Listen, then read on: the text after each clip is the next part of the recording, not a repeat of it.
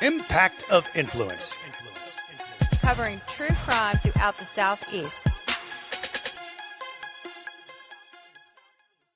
Hello, friend. Matt Harris and Seton Tucker. As always, super grateful you're hanging out with us. Would love for you to join the conversation. You can find us on Facebook at Impact of Influence and also on our YouTube channel. And we get to the YouTube channel. We'd love it if you would hit subscribe. That would be super helpful as those numbers keep climbing, and we love that about you guys.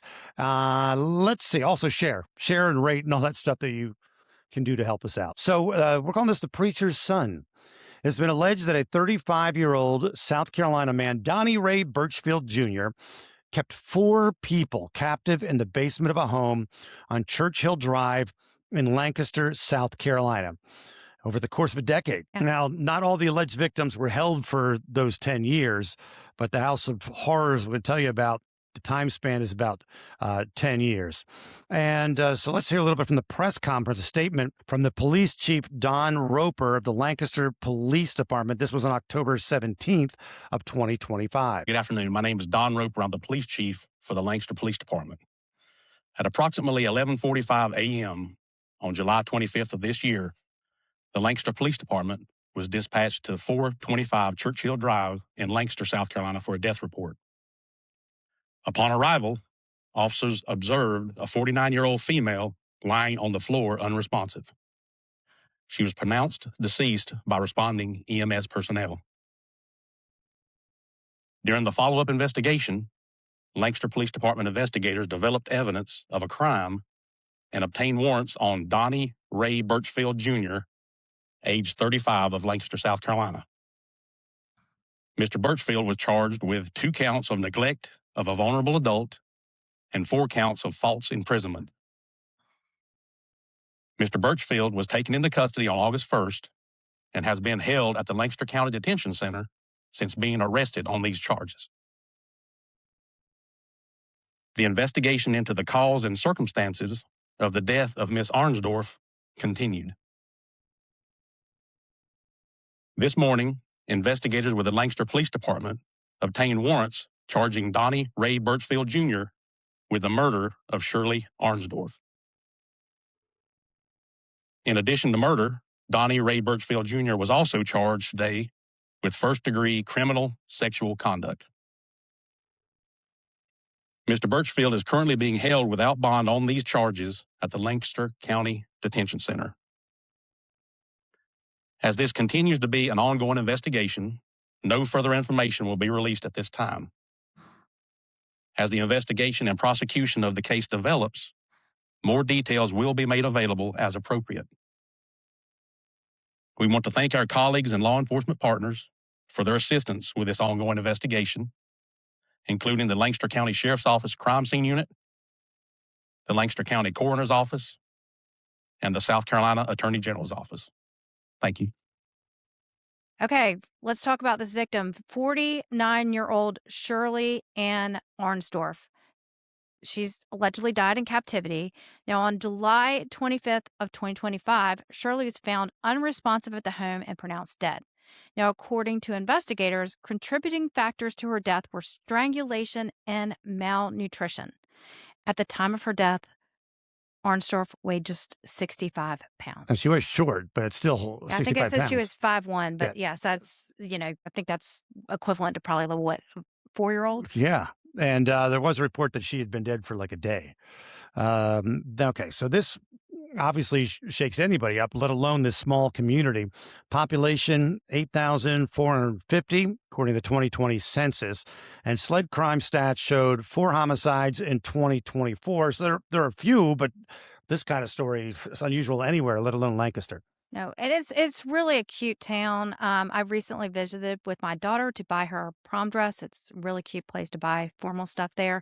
And I read that it was settled by the Pennsylvania Amish, which we say in South Carolina, Lancaster, but how do you pronounce it in? Lancaster. Lancaster. That's where the Amish are up in that area in Pennsylvania. I know. We need to have the linguists back on to talk about this. Yeah, but why not Lancaster, Lancaster? I thought that was a kind of an interesting little tidbit. It is. This is interesting and maybe shocking. Birchfield Jr.'s father is the pastor of the Friendship Baptist Church in Lancaster. Now, there are questions surrounding the family, whether the family, the pastor and his wife, as well as Birchfield Jr., were living together at the Churchill Drive location at the time of the alleged crimes. Now, Crime and Cast News conducted a review of the real estate filings. And what he uncovered is that Donnie R. Birchfield Sr., that's the pastor, and his wife, Lynette Birchfield, entered into a recorded purchase agreement for the home on Churchfield Drive in 2013, and then they refinanced the property in 2022. So I think maybe a recorded purchase agreement is maybe kind of like a rent to own instead of a traditional mortgage that you would have through a bank. Okay. Now, Crime and Cast contends that the paper trail he's found directly contradicts the claims circulating in the community that the Birchfields only recently resided at the home. But having a purchase agreement and having the house doesn't necessarily mean they were living there. Right. It could be that they were helping their son out. Now, the question again, was the pastor and his wife living there when this happened? In an article in the Rock Hill Herald, it says that the investigation showed that family living upstairs, which has to be them, I assume, were, quote, unaware anyone was living down there with Birchfield. So this is a ranch house. It's not multi-levels. Somebody living in the basement. There, I assume, was a separate entrance. I would think that there would have to be a separate entrance. From the pictures that we saw, you could not see a separate entrance. It just kind of had the front. It could be one of those, where the doors really come up. Yeah, it could be. It was a really cute little home. It was white, well maintained from the picture that we saw. And again, we could not see if there was a separate entrance, but I would think that there would be. WJZY got a quote from Christy Barnes, a resident. She said, quote, "This is a quiet area. This is a quiet neighborhood. And I was shocked to have anything happen. Just to think what was going on right around the corner from our house and right around the corner from the park," she added. She went on to say, there are a lot of different things that have gone on that now, while they may not be directly related, they do tend to make a little more sense. Like one of those things in retrospect. I know. You wonder what those things would be. I wish that had been asked. What was this from? This is from WJZY, I think. She said, quote, "Feeling that human aspect of it, I feel terrible for all the families involved, individuals involved, and the things that everybody's going through." No one thinks that's going to happen. Right. You don't think you're going to live next door to a house of horrors. I'm sure anybody who has any neighborhood. Can you imagine if you lived next door to like John Wayne Gacy or something like that, or Ted Bundy or some of these people? You just don't know. Well, imagine having an interview with somebody and they're like, doesn't surprise me in this neighborhood. Yeah, then that would be a problem. You might not want to leave. A serious problem. And I think Cask and Crime, he did a deeper dive and he interviewed a family member who said... A Birchfield family member? Yes, a Birchfield family member who said that they all knew that these people were down there, is what she said in this interview. Not corroborated, but that's one saying it. No. So on August 1st of 2025, Birchfield was arrested. He faced charges of first-degree criminal sexual conduct and 16 charges of abuse of vulnerable adults, false imprisonment, domestic violence, fraud, and exploitation. Now, according to the Post and Courier, the first-degree sexual conduct stems from an alleged sexual battery of Arnsdorf, and that was based on evidence and autopsy findings. And so I'm not going to recant what some of these things said because it was really pretty disturbing. In October, the murder charges were added. Let's look at the alleged victims. Birchfield was reportedly the caregiver to a couple who were vulnerable adults. They were the Arnsdorfs. In court testimony, the Arnsdorfs were described as having disabilities. They would be fed a can or beans or a slice of pizza. Birchfield told police that the woman who died had stomach cancer, but the autopsy showed no cancer, which maybe he was trying to explain away why she was 60 pounds. that she wouldn't eat. I want to know more about reportedly the caregiver. Like, was that Was he legally paid? the caregiver? Right, was he paid? Or And so did he pay rent, or did they? Yeah. Like what was the financial setup with this arrangement between caring? And I don't know personally what the disabilities of this couple was. Were they how severe? How severe? Were they able to walk, or what sort of disabilities they have? I think we'll find out more. Could probably will make it all worse, honestly. Yeah, absolutely. I mean, if you take advantage of, people who have disabilities, that's a pretty terrible thing. Now, the other two people that of these four victims were allegedly in a relationship with Birchfield. Like a romantic relationship, they say. And that's how I took do. it. The Post and Courier reported that the victims allegedly only left the basement when Birchfield allowed them to, and he controlled what they ate and when they used the bathroom. Jeez. I read somewhere something like a bucket situation. I mean, it really sounds pretty terrible. Victims also say that Birchfield also controlled their cell phones. So, Surprised they even had one. I'm surprised. I'm surprised, but I mean, they couldn't communicate with their family members or maybe he was like listening, answered as them or texted or something. Or he'd be standing next to them. I'm not really sure. Additionally, there were claims made that there was financial exploitation of the Arnsdorf couple.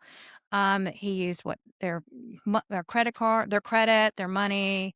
I wonder if they were receiving disability benefits. I think what was his shopping wear? Like, he was shopping at Walmart. He was using some money to pay off credit cards, I think. But I mean, it could be that he was shopping at Walmart to buy those cans of beans. One can of beans, yeah. Jeez. The warrant describes two relationships over a 10-year period. Reportedly, one of the victims was only 17 years old when the relationship began.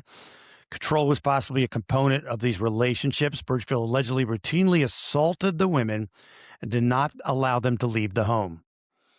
Yeah, I think one of the warrants said that Birchfield told one of the victims he was going to kill her, quote, and that he, quote, knows how to get rid of a body from past experience. Oh. So was this just a threat, or was he involved in some other disposing of a body?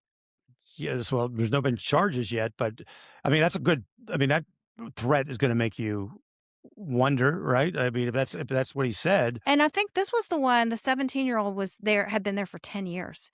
Wow. Also wondering what her family was involved, Like where were they, or what did they think was going on? Right. We also have a interview from WBTV, interviewed one of the family members of the victims. It was Teresa. She said, we don't go by her first name, by the way. And she's also Arnsdorf's sister-in-law. She said, I'm finally glad that more charges are being put on him or whatever, but I'm just ready for this all to be over with. She went on to say that her brother was also held in the home and is Arnsdorf's husband. She said she's been looking for her brother since COVID, so that's 5 years. Well, I mean, it could have been the end of COVID, 4 or 5 years. She said, I really can't put it into words. For anybody who lived around Lancaster to be aware of your surroundings and to be aware of who your friends are and who supposedly your friends are.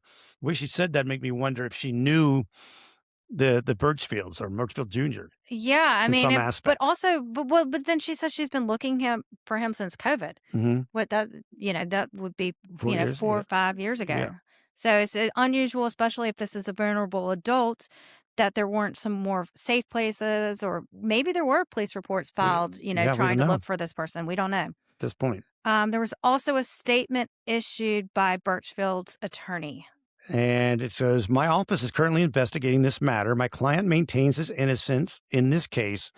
And it's important to remember that he's presumed innocent of these allegations. We look forward to litigating this case in the court system where facts, evidence, and the rule of law matter. And we'll have no further comment at this time. That is Ryan Payne, attorney. Okay, so there was a hearing held in December, and Birchfield's attorney said that there's DNA evidence that points away from his client and that his client was targeted by law enforcement. However, the prosecution pointed out that DNA was found under Arnsdorf's nails. Which might not matter if they lived together. Right, but there was... Unless it was like fighting kind of... Right. I don't know. But The defense also contended that there were no locks on the door and that people were free to leave at any time.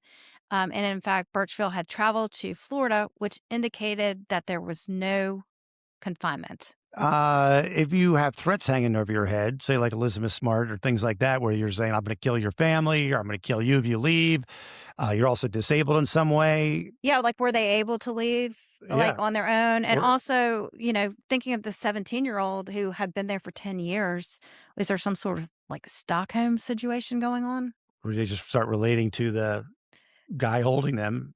Yeah. I don't know the answer to these questions, but and I'm sure that Very we will interesting. find more out as the court hearings proceed. Sounds awful. And earlier this month, the Lancaster County judge denied bond. Yeah, and I think I've read somewhere, I think that this is not anticipated to go to trial until early 2027. Okay. All right. Well, as we said, we'd like you to reach out to us on Facebook or the YouTube channel or Spotify or whatever, wherever you get your podcast.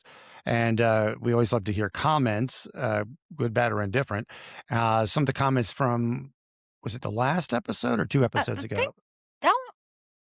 2 episodes ago. Okay. Where we had your dad on talking about the Beach Parker outrage case and a lot about Mandy Matney. And your dad was saying Mandy Matley.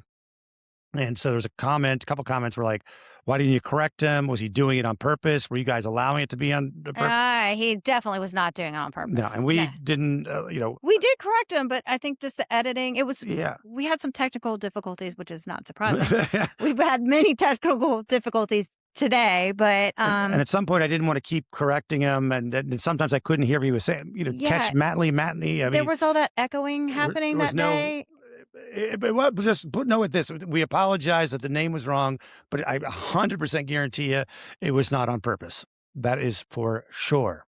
Now, speaking of Mandy Matney and the Barker. Well, Beach. we have a lot of kind of still pending stuff going out there with discovery in this Beach v. Parker outrage lawsuit. I think there's like a motion to compel discovery. There's a couple filed by the Beach family that are still pending. Discovery is supposed to be over April 1st. There was some difficulties getting Greg Roman's deposition. I don't think that's happened yet, but Mandy Matney's deposition has happened. I believe it was held at the Spartanburg County Courthouse. We still have a motion. There was a motion for, I think, sanctions or contempt, and that is still pending. I think she testified at that hearing. We don't know the results, but I think just yesterday there was some additional filings made on behalf of Miss Matney that we'll cover more in depth in a future episode. But I think there was one where they talk about additional threats since the hearing. They don't go into the details, but I mentioned that a police report was filed. And to me, when I read the filing, it was a little bit unclear to me whether it was threats against Miss Matney or threats against or both her attorney or both. I have reached out for some clarification, so hopefully I can get that. And there's also another filing made on behalf of Miss Matney about some questioning she received about a social media post where she was in a bathing suit and she was questioned about that. So there's a motion to kind of strike that, and that has not been decided on either. And in the episode that we're talking about, there was a lot of talk about the location where Mandy Matney was going to do it. She was close to Parker's. It never happened. Yeah, there was like a standoff situation that happened. So the recorded version that we have is her discussing that with the attorneys and whatnot, why she didn't go to that location. Why, right. She says fears for her safety, and there was some questioning about, if she's gone to law enforcement. And I think shortly before the hearing, she did go to law enforcement. And again, now they're saying that there are additional threats. I don't know the nature of those threats. It was not in the filing, and she didn't have any documentation at the time of that hearing that we're talking about of threats. I think she mentioned some social media posts made by Jim Seidel of Crime and Cast. But I'm saying she didn't bring, there was none put in the record. No, they asked about others. She said she's been fearful for her safety for quite some time. And we had a couple of comments on our page, which somebody said, about the location and she should feel safe. And of course, I think everybody should feel safe. I thought that having it at a courthouse would be a good thing because there's security there. You have to pass through. You have to pass through a metal detector and get your bag scanned and all of that stuff. So I thought it would be, but then somebody said people get shot outside of courtrooms all the time. I think she did bring some security with her. There was a article written in the state paper about this, that John Monk attended it. But again, I want to cover all of these filings and really dig deeper into it. And hopefully by the time we record that, we will have some rulings made by the judge. Yep. All right. We are always grateful. Support our sponsors. We're part of the Evergreen Podcast Company, Quince, Shopify. Use them. We'd love that. Always grateful. And we'll talk soon, friends.